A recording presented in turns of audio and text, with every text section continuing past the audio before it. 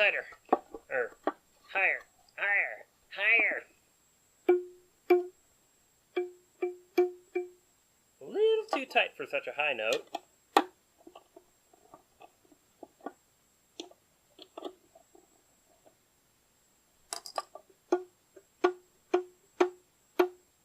No, actually, it's the wrong way around. It's too loose for a high note.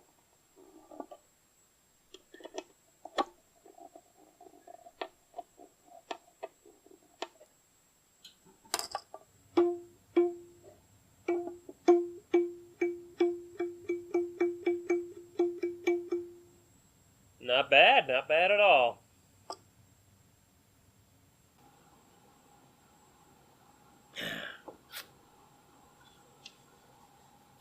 What up, folks? This is Harmsy, back in the sound box, and in this video, I am not going to be working on this guy.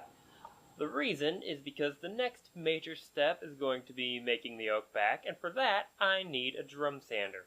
However, there's also another tool that I'm going to need, a lathe that can turn small objects. That's not for this project, that's for my next musical instrument build that I want to do. But the thing is, I don't have a lot of space in this work area for lots of tools, and I don't have a lot of money for lots of tools either. So I'm going to build one tool in this video that performs both functions. Specifically, this guy. So, this is the tool that I intend to make. It's pretty simple. I do need to make some changes back here, but basically the way it works is this big piece will be mounted to this little piece over here. Not in exactly this way, but it'll rotate something like this. And raising it up will make the output piece come out thinner. Raising it down will make it come out thicker. And when I'm not using it as a drum sander, I can just lift it completely up out of the way, like that. Now, as a lathe, it's going to look something like this, and this green piece over here is going to slide in this slot, and it'll be tightened down, I think. That's what I'm planning anyway. And it'll go something like that. Pretty simple, pretty simple. I'm not fully decided on this green piece over here, whether it will look exactly like this or whether it will just be extended down so that I can have a big pulley and use that to power the lathe instead of a little bow. But either way, it's a very simple design. And these are the materials that I have to work with. I've got this piece of poplar over here, this piece of poplar over here, and a bunch of scrap particle board, as well as a continuous hinge, 30 inches, that's more than I need, some steel rod, and some smaller steel rod taken out of a 3D printer, as well as some little push-in bushings from the same 3D printer. So let's get to it.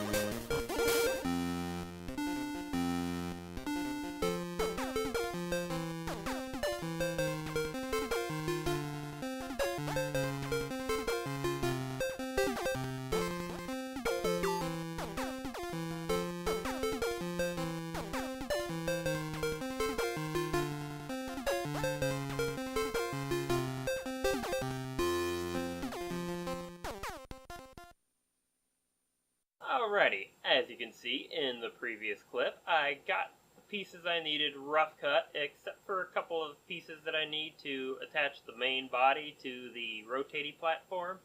However, after I was done doing all that, my wrist started acting up, so I had to put things aside for a few days. And then, not too long before I was ready to start recording today's session, I cut my finger up, and I don't want to mess with that just yet. So instead, what we're going to be doing is, I have these hose clamps here that I'm going to need in order to keep things in position when I'm using this tool that I'm in the process of making. But they are quite gunky, so I need to clean them up. And the way I'm going to do that is I'm going to drop them in this little jar here, and I'm going to use some of my denatured alcohol to hopefully dissolve away the gunk. And I'll let that sit for a few days, and by the time I need them, they should be clean.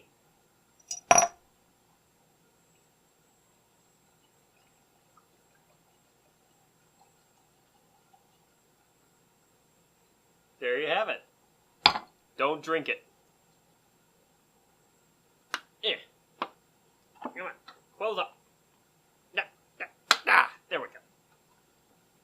Oh, that stuff is rancid.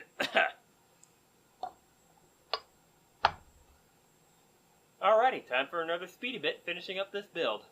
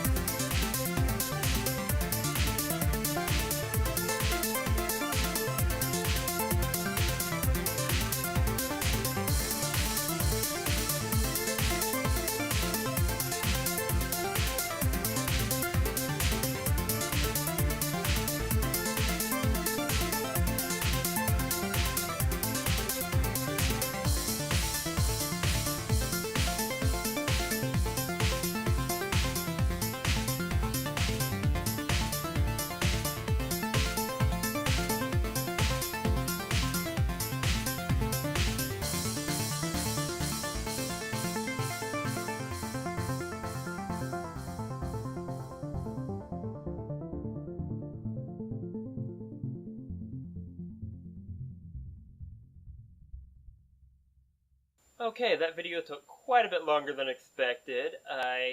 Things came up, I was busy, and then I was tired, and then I was busy again, and it just didn't work out for me this month. But I got the main portion of the thing built.